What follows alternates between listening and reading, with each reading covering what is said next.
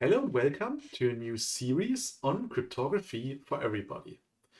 As a long-term viewer, you probably have seen that I haven't been online on YouTube for about a year. This has several reasons. The first reason is that I became a full professor at the Hochschule Niederrhein in Germany. That means I need a lot of time for preparing lectures, creating my slides, and so on, so there was not much time left for YouTube. And second, I am now part of a new research project. Many of the viewers probably know that I was part of the Decrypt project, where we research historical encrypted manuscripts. And now I'm part of the new project Descript, where we extend the scope also to ancient languages. Yeah, and since I give now in this semester a cryptography lecture in German, I thought it may be a good idea to translate this lecture into English and to also give this lecture on my YouTube channel. So what you can see here right now is the first chapter of my brand new cryptography lecture that I give at the Hochschule Niederrhein at the Cyber Campus NRW, where we teach policemen and regular students in digital forensics. And yeah, as I said, this is the first chapter, so enjoy the new series on cryptography for everybody. Yeah, again, welcome to the new series, Applied Cryptography. This is my lecture that I give in German at the Cybersecurity Campus. And now you will have here the first chapter, Introduction to Basic Cryptology Terminology. I structured this lecture into different parts. First, we will start with the questions, what are cryptology, cryptography, and cryptanalysis? After that, we will have a look at what is cryptography versus steganography. Then we will have a look at ciphers. What does encryption and decryption actually mean? Then we have the Kerckhoffs principle, which is a baseline for creating ciphers and using ciphers. Then we will have a look at key and key space of ciphers. After that, we will see who are actually Alice and Bob. Alice and Bob are two people that are always used in cryptography lectures. Then we will see what is the key exchange problem. After that, I will give you cryptography and the course of history introduction. Then you will see what is cryptanalysis. Then we have how cryptography is actually always broken. And finally, I will give you an introduction to CrypTool 2, which is a tool that we use on this channel. Actually, the title of this course is wrong. It should actually be called Applied Cryptology. Why? We not only perform cryptography, we also perform cryptanalysis, and this means that we perform applied cryptology. What does cryptology versus cryptography mean? These terms are often used synonymously, but that is wrong. Cryptography is only one part, one half to speak of cryptology. There's also, as I've already said, the cryptanalysis part. Similarly, our understanding and the nature of cryptography has changed drastically within the last century, especially through the computer. And the quantum computer, which will rise in the near future probably, will change cryptography just as drastically as the computer did. And I made this nice tree here where you have cryptology on the top, and you can see that cryptology is split into cryptography and cryptanalysis. We can further split cryptography in classic and modern cryptography. With classic cryptography, we have substitution and transposition ciphers. And with modern cryptography, we have symmetrical and asymmetrical ciphers. As you've heard, we only speak of ciphers here, but cryptography, of course, is more than only ciphers. And then we have the cryptanalysis part, which we can also split into classic cryptanalysis, so pen and paper, cryptanalysis performed by hand, and modern cryptanalysis mostly performed, of course, with computers. If you want to understand cryptology, you have to first deal with the history, the development, and the basics of cryptology. You have to understand that cryptology is a cat and mouse game between those who create ciphers and those who want to break these ciphers. and cryptology has had and continues to have a considerable influence on world history.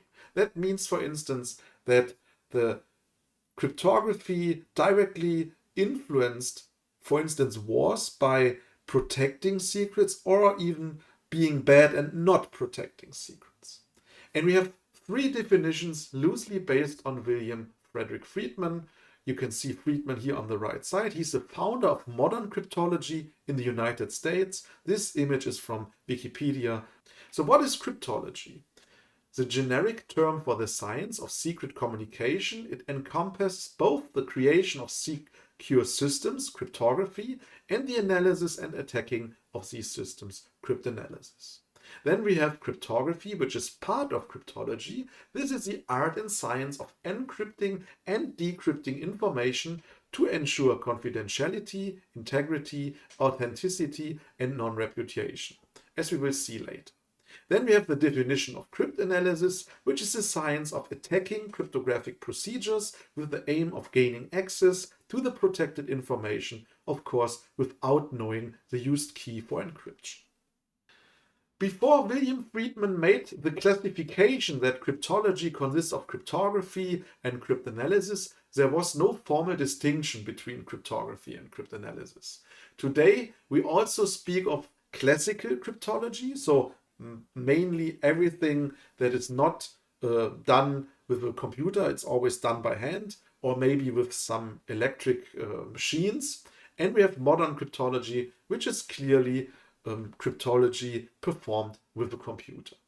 And again, to put it very simply, everything that is done by hand, pen and paper, and simple machines is classical cryptology. Everything that is done with the computer, more or less, is modern cryptology.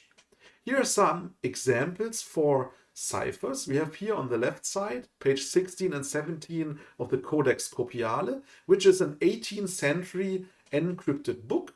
This image is public domain and it has been solved, the encryption, by Kevin Knight, Beata Megieschi, and Christiane Schäfer. Then here we have the first page of a letter from Maximilian II, which was Holy Roman Emperor in the 16th century. It's from the Austrian Haus, Hof and Staatsarchiv, the state archive of Austria. And this is actually a cipher or an encrypted document that I decrypted during the Decrypt project. I used cryptanalysis to break the cipher and to reveal the message that are inside these encrypted documents. Then a very well-known example for cryptology or cryptography is the Enigma 1 cipher machine. I have many videos about the Enigma on this channel. If you're interested in the Enigma, you may have a look at these. And then finally here on the right side, you see a screenshot of CrypTool 2, which is a tool that we develop in the CrypTool project. I'm the project leader of CrypTool 2, and you can use CrypTool 2 to perform classical as well as modern cryptography and cryptanalysis. Where does the term cryptography actually comes from? The term cryptography comes from the ancient word kryptos in Greek, which means in English secret, and the ancient Greek graphene, which means in English to write. So you can translate this to secret writing. And then we have the steganography that you should not confuse with cryptography. It comes from the ancient Greek steganos, which means hidden, and the ancient Greek graphene, again, to write. So it means hidden writing. With cryptography, we can see the secret message, but we cannot decrypt it. The message is visible, but it is not readable. You can see a cipher text on a piece of paper, for instance. With steganography, in contrast, we do not even know that a message exists. And the message is invisible, but as soon as we know there's a message, we can read it because it's not encrypted. In history, the two arts, cryptography and steganography, were often combined, for instance, by writing an encrypted text with secret ink. What does encryption and decryption mean? In classic cryptography, we only encrypted messages, so texts, letters, and so on. In modern cryptography, encryption means we encrypt data. That can be text, that can also be images, that can be videos, or any data we can imagine. But also in modern cryptography, we have authentication, we have data integrity, and so on. So what does encrypt actually mean? Here's the definition.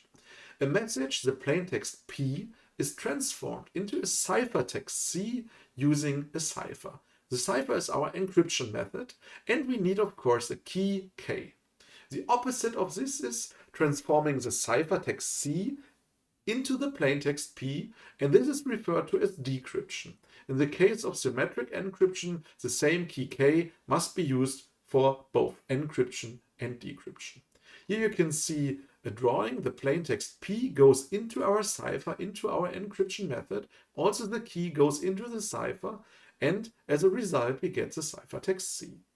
When we want to decrypt the ciphertext C, we have to put the ciphertext C into the cipher, and we have to use the decryption part of the cipher. Also we need the same key, then we get the original plaintext P.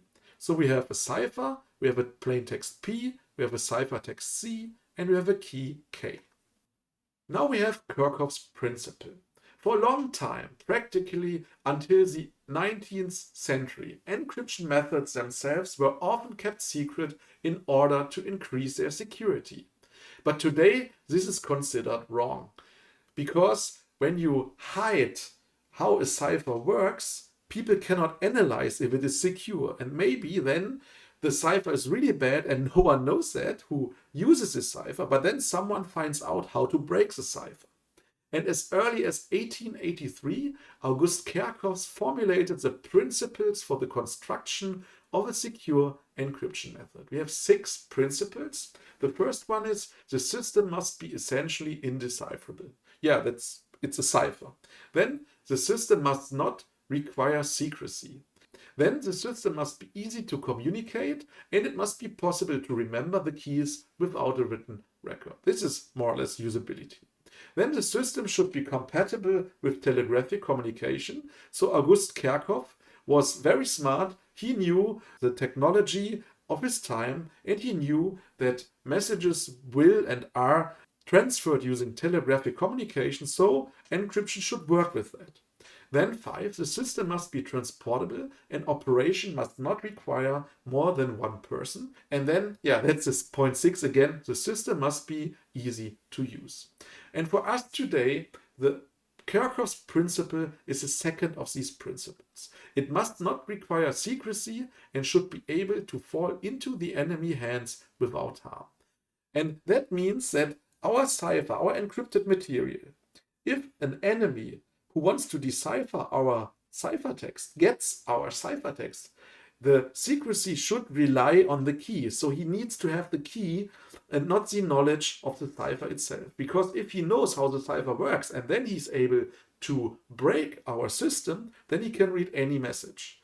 But if the system is secure and everyone may know how it works, then the secrecy is only based on the secrecy of the key. Today, modern encryption methods are developed as publicly as possible, based on Kerckhoffs' principle. The idea, the more experts analyze the encryption procedures, the ciphers, the cryptographic algorithms, and find nothing, the more secure the procedure becomes. This is an idea because it increases the trust in the procedures. So when many people analyze a cipher and they don't find any flaws, then we can think, okay, this cipher has to be secure. Many researchers look many weeks, months, and years on it, and it's secure. Many well-known cryptographic procedures and standards were and are even selected with the help of competitions. A few examples. We had the AES competition. That was a block cipher, a modern encryption standard, and there was a competition in the year 2000. Then we have the eStream competition for current ciphers, screen ciphers, for instance, Chacha in 2008. Then we have the SHA-3 competition that was for hash functions in 2012. And we have many more competitions. This is a usual standard today. If we want to have a new encryption standard, a new hash function, we will have these competitions where researchers can send their ciphers and then the best cipher is selected. And always these ciphers or methods are then published so that everyone can use them and everyone can perform research and test how strong these are actually. Now, what is a cryptographic key? For us, the key is a secret information that is required for encryption or decryption. In symmetric encryption methods, where you learned the key for encryption and decryption, the keys are the same. In asymmetric encryption methods, the encryption and decryption keys are different. That's why we call them asymmetric. We will have a video on asymmetric cryptography in the future. Only the sender and recipient of the message may know the key so that secure transmission is possible. Examples of cryptographic keys from the history are, and these are very different depending on the cipher. For the Siddeley cipher, we had a wooden stick and the stick size was the key. Then we can have a number as a key, for instance, for the Caesar cipher or the RSA cipher. We will learn about these in future videos. Then we can have a keyword, for instance, for the Vigenère cipher. You will also learn about Vigenère cipher in an upcoming video. Then the adjustment of mechanical parts, for instance, in the Enigma machine, or with modern ciphers, a sequence of bits, for instance, in the AES, the Advanced Encryption Standard cipher. A very important aspect of encryption methods is the so-called key space. This is a set of all keys that can be used with a cipher. It has to be large enough that it cannot be searched. Otherwise, a cipher cannot be secure. Clearly, if you have only 26 keys, for instance, with like the Caesar cipher, you can just test every key and you can break it. But having enough keys doesn't mean that the cipher is secure. It is not enough for the key space to be unsearchable for a cipher to be secure, as we will see later. Examples for key space sizes are: the Caesar cipher has a total of 26 different keys. What the Caesar cipher and the other ciphers are, we will see in later lectures. A Vigenère cipher with a maximum of a 5-letter keyword has 12 million keys already. But today with a computer we can still search through all these keys. A simple monoalphabetic substitution, that is a 1-by-1 letter replacement, or a cipher who does a 1-by-1 letter replacement, has about this really large number of keys. That's 403 quadrillion keys. And this is where you usually get off when writing down such numbers. But despite this huge amount of keys, this simple monoalphabetic substitution cipher is not really secure, as we will see. The modern AES 128-bit cipher has this really big number of keys. That's 340 sextillion keys. Have you ever heard this number even? And clearly we cannot search through this large amount of keys. To keep the numbers for us small when we write them down, we enter them as bit values. What does this mean? We calculate the logarithm of 2 of the number of all keys and then we round it up. For the simple monoalphabetic substitution cipher, we have about 89 bits key space, and for the AES 128 cipher, we have exactly 128 bits key space. Who are Alice and Bob? In the standard literature and every cryptography lecture, you will always find Alice and Bob. The two names are chosen for communication participants because in communication protocols, especially cryptographic ones, one did not always want to speak only of A and B. So here are Alice and Bob. Both actually always want to communicate securely with each other, but encounter all kinds of sometimes abstruse problems.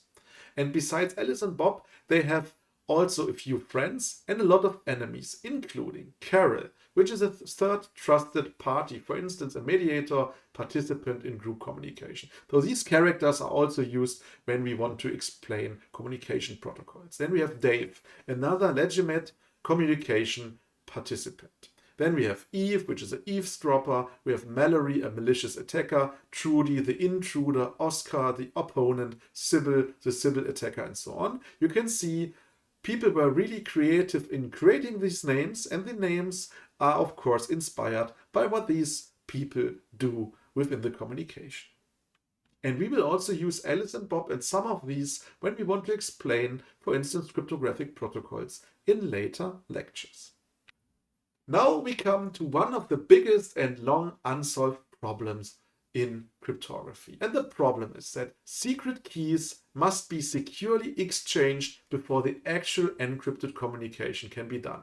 And this requires encrypted communication for transferring the key. So you have to be able to encrypt, to send a key to be able to encrypt. This was a big problem. It's called the key exchange paradox. And we have insecure channels which make the exchange risky because transmissions via the internet, the radio, etc. can be intercepted or manipulated. So just sending the keys unencrypted is not a good idea, because then we can have a man-in-the-middle attack. So Eve can listen to our communication and get the key. And that means confidentiality is not possible without secure exchange. An attacker who knows the key can decrypt all of our message. The solutions that we have. The classic solution was to advance exchange or physical handover of keys. For instance, by suitcase or prior key agreement. So people, Alice and Bob, agreed on in advance on a key. But of course, it's impractical with many participants, and you have to do this over and over again because, of course, you have to exchange new keys from time to time to keep your communication secure. The modern solution for that problem, and it was solved, is asymmetric cryptography. For instance, the so-called Diffie-Hellman key exchange. We'll have a video on that, or the RSA cipher. These enable secure key exchange via insecure channels without the key ever being transmitted in advance. So you can transfer then an encrypted key without transferring an encrypted key before. Now let's have a look at some examples of cryptography and the course of history. In the antiquities, the citadel of the Spartans around 500 before Christ is a very well-known. What was it? The Spartans used the citadel, a wooden stick with secret writing, for encrypted wartime communication. So you have a stick, you wrap a leather or a parchment piece around the stick, then you write from top to bottom, and when you unwrap the parchment or the leather, then the letters are scrambled. What was the influence? It was the early form of military communication security. Source, for instance, Simon Singh's secret messages. Then, again in the antiquities, Julius Caesar invented the so-called Caesar cipher around 15 before Christ. What is it? Gaius Julius Caesar encrypted military messages with a simple letter shift, for instance by 3, the so-called Caesar cipher. So instead of writing an A, we write A, B, C, we write the C, a 3-letter shift. What was the influence? Early systematic encryption in state communication was possible. Later, the model for many other ciphers, best known cipher probably in the world today. Source is Suetonius, the Vita Caesarium, account of Caesar. Also Simon Singh's secret messages is a source for the Caesar cipher. Then we go to the Renaissance. Mary Stuart and the Babington Plot, 1586. What happened? Encrypted letters with nomenclator cipher. What this is, we will learn in a later lecture, of the imprisoned Mary Stuart with Catholic conspirators were deciphered. What was the influence? It prevented the Stuarts from taking power in England, and it led to the execution of Mary Stuart. Sources, for instance, David Kahn, The Code Breakers from 1996, also a very, very good book about cryptography. Then the First World War, the so-called Zimmermann Dispatch or Zimmermann Telegraph. What is it?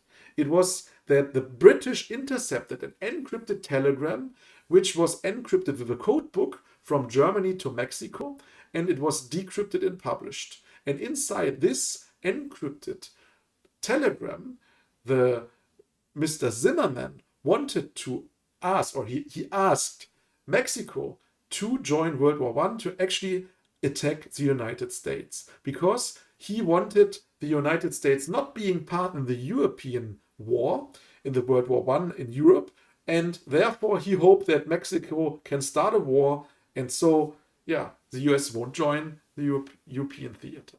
But what was the influence? Actually, the United States then entered the First World War, and they used this telegram as a reason to start war against Germany. What are the sources? Sources are William Frederick Friedman and Mendelssohn, the Zimmermann telegram from 1938, for instance. Then we jump to World War II, the Enigma and the Ultra project in the 1940s. What happened? The deciphering of the Enigma cipher machine by Alan Turing's team at Bletchley Park in the UK. They deciphered the Enigma machine. They broke the Enigma machine. They could read Enigma messages. What was the influence? It probably shortened the war considerably because now the Allies were able to read the secret communication of the Germans. That probably saved millions of lives. Probably also prevented, some historians at least say that nuclear bombs were dropped on Berlin. Source is Simon Singh's secret messages. Then we jump to the Cold War, to the so-called Venona project and espionage in 1938 to 1980. What happened? The decryption of Soviet communications in the Venona project by the United States. What was the influence? The influence of the decryption was the exposure of numerous spies, including Julius Rosenberg. Sources are Decoding Soviet Espionage in America, 1999. Then we jump again a little further in the Cold War, the exposing of Günther Guillaume. What happened? The GDR spy Günther Guillaume worked as a close advisor to Chancellor Willy Brandt. His role was uncovered by intercepting and decrypting internal communications. The funny thing was, Günther Guillaume was a spy. He had a fake identity, and the German secret services intercepted messages from him. They didn't know that he was the one who received that message, but they saw birthday wishes for birthdays and wishes for good health for their new son. And the problem was that the birthday wishes were for the fake birthdays of the Guillaumes, for his birthday and his wife's birthday, so they could identify based on the fake birthdays that, of course, the Germans knew, and they thought that these were the real birthdays. They could identify the Guillaumes. What was the influence? It was a political earthquake. Willy Brandt resigned in 1974. Source: the Guillaume case in Der Spiegel, number 41, 1974. Then a little later, Cold War, Project Rubicon, Crypto AG. What happened? The CIA and BND jointly operated a secret wiretapping project using manipulated encryption devices from the Swiss company Crypto AG. So basically, they owned the Crypto AG, the Swiss Crypto AG, and they weakened the cipher machines and then sold these cipher machines to different countries and were able to decipher the communication. What was the influence? Surveillance of over 100 countries, international diplomatic crisis of confidence following 2020 revelation. Sources are the German ZDF, the SRF, the Washington Post, the Rubicon Secret 2020. And then we have the NSA backdoors in crypto systems, the so-called Byron program as an example. What happened? The Snowden revelations revealed that the NSA had systematically attempted to influence cryptographic standards through the secret Byron program.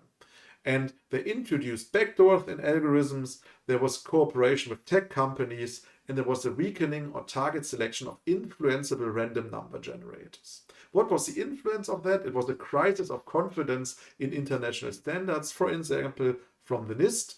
That was a promotion of open source cryptography and community-driven standardization because people didn't trust the cryptography invented by NIST, or not invented, but standardized by NIST. And there was a wide-ranging discussion on the relationship between the states, security, and privacy. Source is Greenwald Glenn, the global surveillance from 2014, or Bruce Schneier, the NSA is breaking most encryption on the internet from 2013.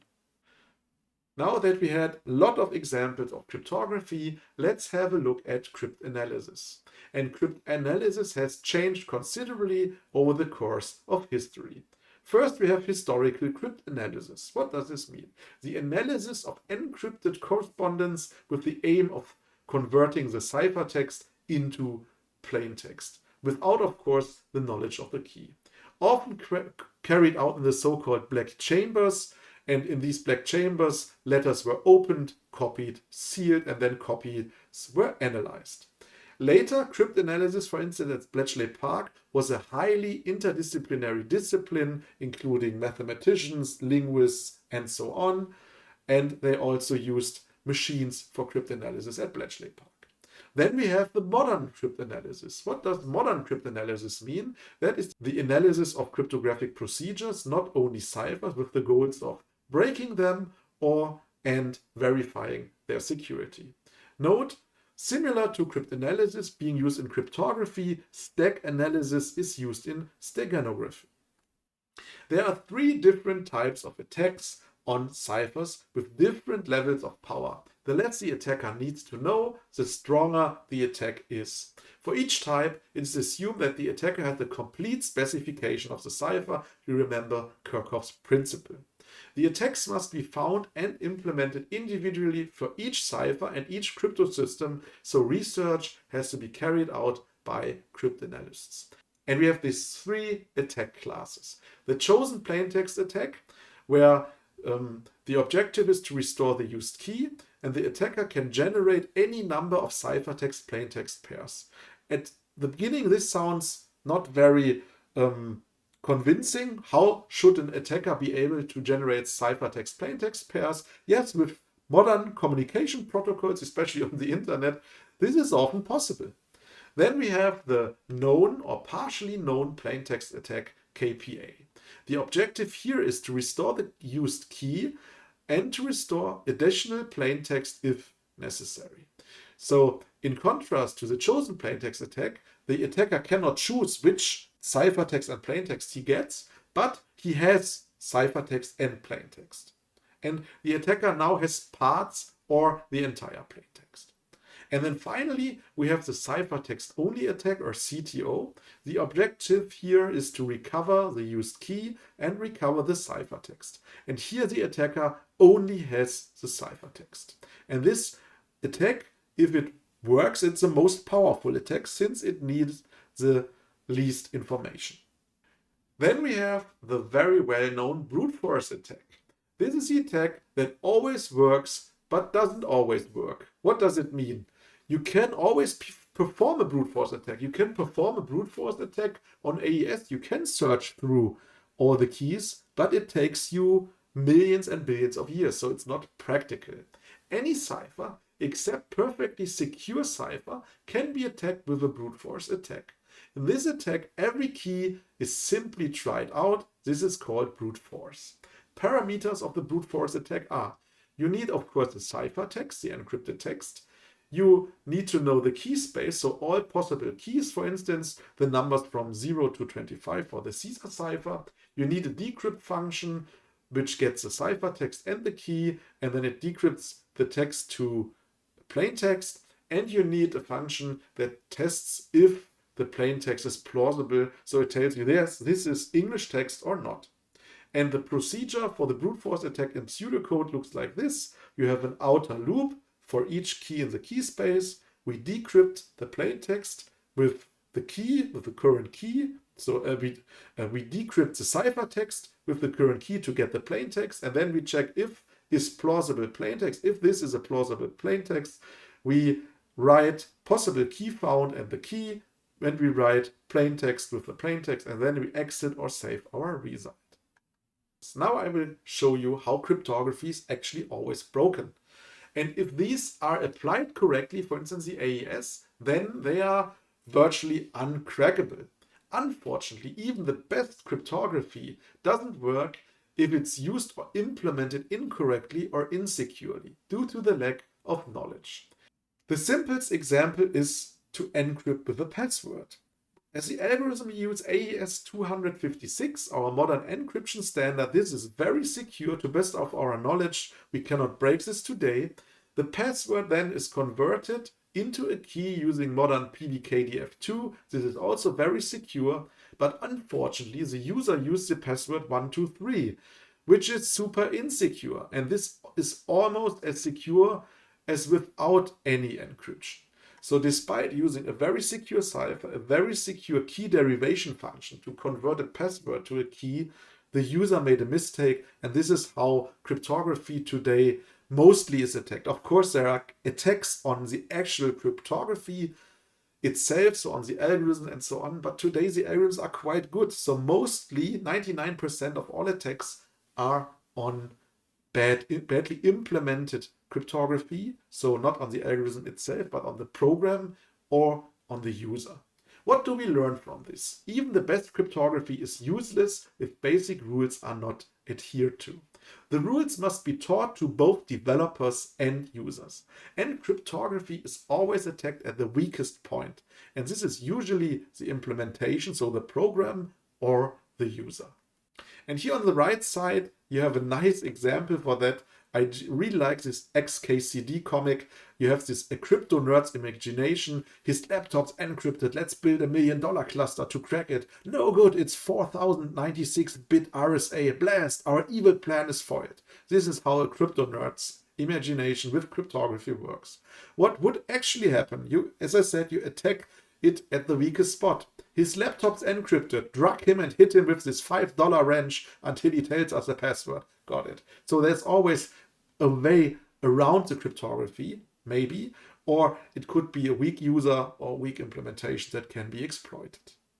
And now, at the end of today's lecture, I want to give you an introduction to CrypTool 2, which is an open source e-learning tool for cryptology. You can download it from cryptool.org/ct2.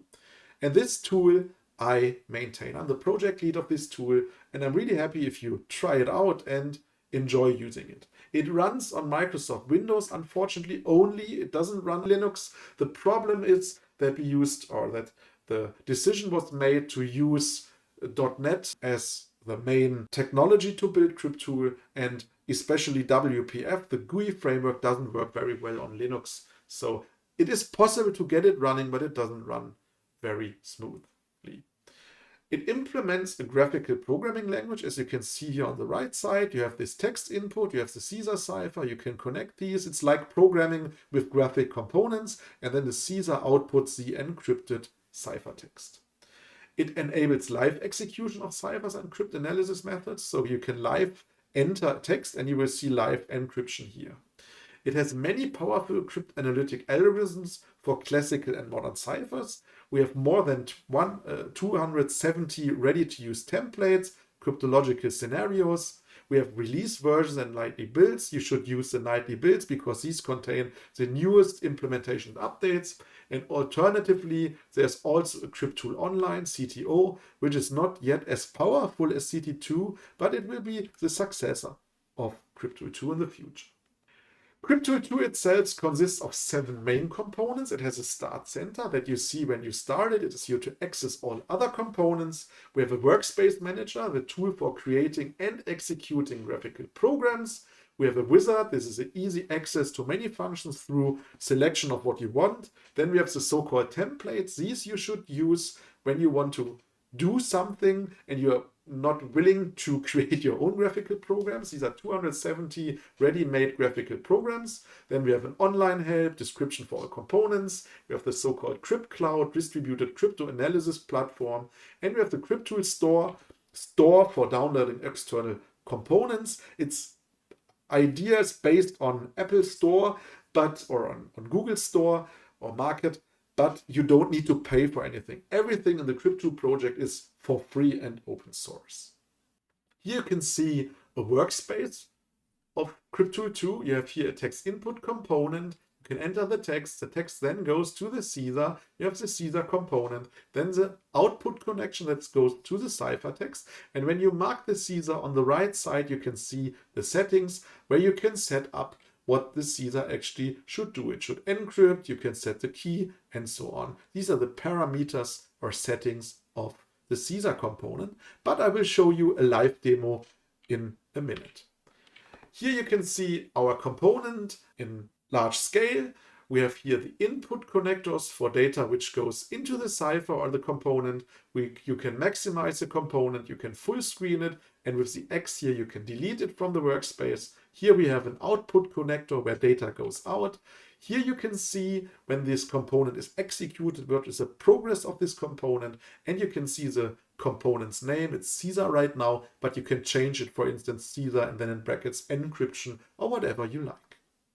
And as I said, now we will go to CrypTool 2 and I will give you a very short demo of CrypTool 2. I'm here now in the Start Center of CrypTool 2 and I want to show you how this works. At first, I will show you the template section. Here you can search for any template. For instance, if you want to use a Caesar cipher, you just enter Caesar here, and then after a second, this is because I record a video, it's quite slow, but without recording, it's faster. You can just double click here and then open a Caesar cipher template. But I want to show you how you can create your own workspace without using a template. You just click here, create a new workspace with the graphical editor. Then we get this nice graphical editor here. And now we can put components onto the workspace. We can, for instance, search for Caesar here. I always use the search function. Then I drag and drop the Caesar here. And now I have a Caesar component on the workspace. Let's remove this. Now the Caesar needs input. It needs a plain text and it needs a ciphertext. So you can search here for text or text for the input. This is a text input component. And you can rename it here by marking the name and then write plain text. And then we connect the output of the plain text with the Caesar cipher. Now we need something to show the ciphertext. You can either drag and drop the text output, or you can just drag and drop here onto the workspace without any component being connected. And then you get some suggestions from CrypTool 2. It says you could select the text output now or the Caesar itself. We want to have the text output because this here will be our ciphertext. And you can also mark this now and then with Control C and Control V copy this because I want to also decrypt. I connect now the output here, the text output, the ciphertext with the input of the second Caesar. And this here is then decrypted plain text. Now we have also set up the key in the Caesar. You can either connect a number input with the key, or you can just select it and then change the key here. I will change this to 13. And with the second Caesar cipher here, I will also change the key to 13. And since this Caesar cipher should decrypt, the action is set to decrypt. Now we can write a nice message. Hello world. This is a test message to show how this Caesar cipher works. And now nothing happens. Why does nothing happen? Nothing happens because we have to start the workspace. We have to press the play button. And then you can see that the Caesar cipher encrypts our text and the second Caesar cipher decrypts. And we still can write here ABCD and so on. And it live executes as long as the workspace is running. One thing I don't really like here, we had everything written to lowercase and now it's uppercase. You can also change this. You can say output contains source case, the same here. And then let's press play again and then it works. Going back to the Start Center, I said you can also open a template. So you can just double click here, Caesar cipher. And then you have a nice Caesar cipher template. Here you can see that you can also change the alphabet from the Caesar cipher. Here you can change the key externally. And of course we can press play here and press stop here to stop it. Yeah, and this was the first lecture of the Applied Cryptography course.